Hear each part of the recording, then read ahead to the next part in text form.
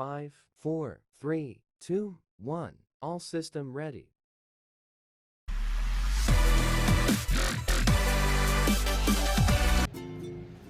Bismillahirrahmanirrahim. Assalamualaikum warahmatullahi wabarakatuh. Shalom, Om Swastiastu, nama budaya, salam kebajikan, dan salam sejahtera untuk kita semua. Halo semuanya, perkenalkan nama aku Melisa Rahmawati Yusuf dengan NIM 40040605015 dari jurusan D4 Teknik Listrik Industri Angkatan 2020 yang akan membuat video terkait penugasan unit 6 Praktikum Elektronika Digital. Sebelum mulai praktikum, aku mau menjelasin dulu nih ke teman-teman semua terkait apa sih PWM itu. Nah, secara singkat, pengertian PWM merupakan sebuah cara atau metode yang digunakan dengan tujuan untuk memanipulasi tebal sinyal dengan nilai amplitudo dan frekuensi yang tetap. PWM itu memiliki cara kerja yang berbanding terbalik nih teman-teman dengan ADC atau Analog Digital Converter. Jika ADC berfungsi untuk mengkonversikan sinyal analog ke digital, PWM itu sebaliknya, yaitu melakukan sinyal analog dari perangkat digital. Nah, contoh pengaplikasian PWM dapat diterapkan pada beberapa situasi, seperti digunakan untuk memodulasi data telekomunikasi, digunakan untuk kontrol daya, audio efek, dan lain sebagainya.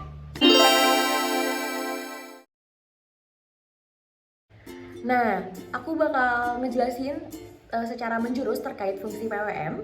Fungsi PWM itu adalah metode yang sering digunakan untuk mengontrol daya. Selain sebagai pengatur daya, PWM juga berfungsi sebagai pengatur gerak dalam sebuah perangkat elektronika nih teman-teman.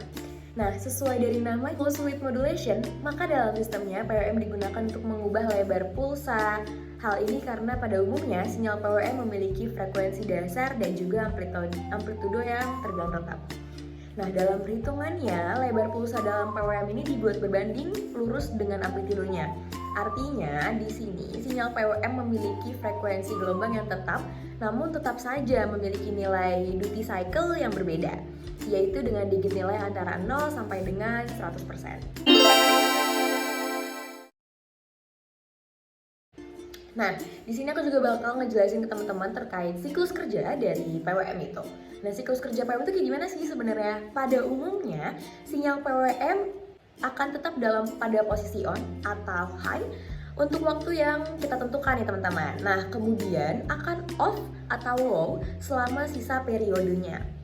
Sebagai pengguna, kita dapat menentukan beberapa lama PWM berada dalam posisi on, seperti yang tadi aku bilang. Nah, caranya itu gimana? Caranya itu dengan mengendalikan siklus kerjanya atau duty cycle-nya dari PWM itu sendiri. Pada saat PWM dalam posisi on, siklus kerja atau duty cycle-nya memiliki nilai 100% nih teman-teman. Sedangkan pada saat PWM-nya off, disebut juga PWM dalam posisi duty cycle 0%. Nah, selanjutnya aku ada penugasan praktikum yang untuk di situ posisinya kita ngebuat alat. Nah, di sini aku bakal ngejelasin teman-teman terkait bahan apa aja sih yang dibutuhin dalam pembuatan alat itu dan konsep kerjanya kayak apa dan ukuran dari potensi itu ini kayak gimana. Oke.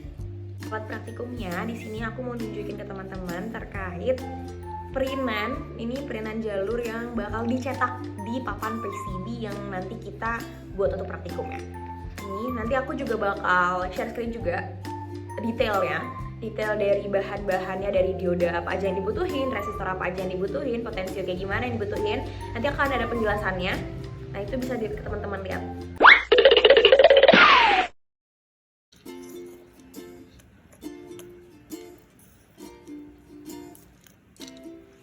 Oke, bismillahirrahmanirrahim. Jadi kita lanjut ke bahan dan alat apa aja nih yang dibutuhin terkait pembuatan praktikum di unit 6 ini.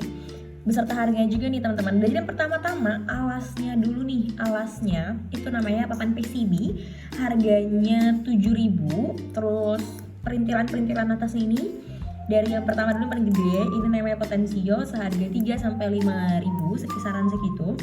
Terus ada MOSFET yang ini IRFZ24N sekitar 6.000.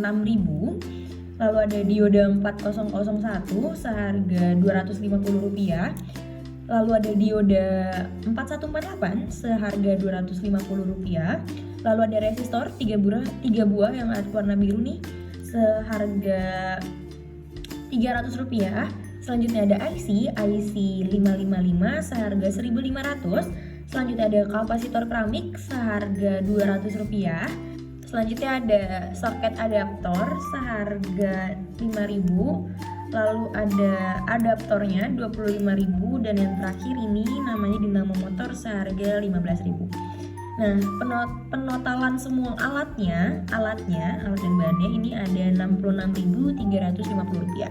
Tapi teman-teman, nah untuk membuat alat ini, praktikum ini, di papan PCB polos ini tentunya kita buat jalur dulu nih. Nah, jalur ini sesuai dengan yang tadi aku tunjukin di awal video, ini sesuai dengan yang ini jalurnya. Nah, pembuatan jalur ini membutuhkan bahan kimia yang namanya FeCl3 seharga Rp7.000. Jadi semuanya di total ada Rp71.350. Nah, ini juga ada timah, ada bahan solder. Nah, itu bisa kita ambil dari praktikum sebelumnya, teman-teman. Oke, kita lanjut ke percobaan alatnya. Jadi, ini kita sambungin dulu. Nah, plus minusnya ini diperhatiin ya, kabelannya. Terus kita masukin aja. Nah, terus ininya jangan lupa kan ada soketnya nih, biar aman ya, ada soketnya. Soket ini yang udah dihubung ke kabel ini, buat di kabel ini. Terus ini kita sambungin ke sini.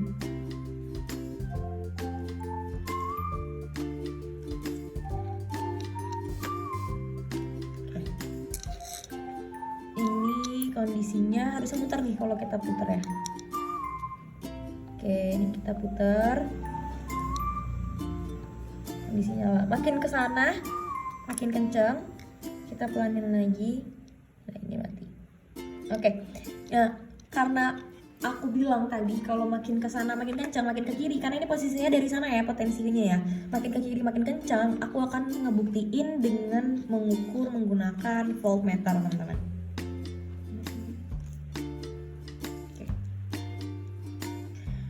Jadi ini kan posisinya mati ya. Ini aku ukur ke sini. Posisinya mati, ini nggak muter.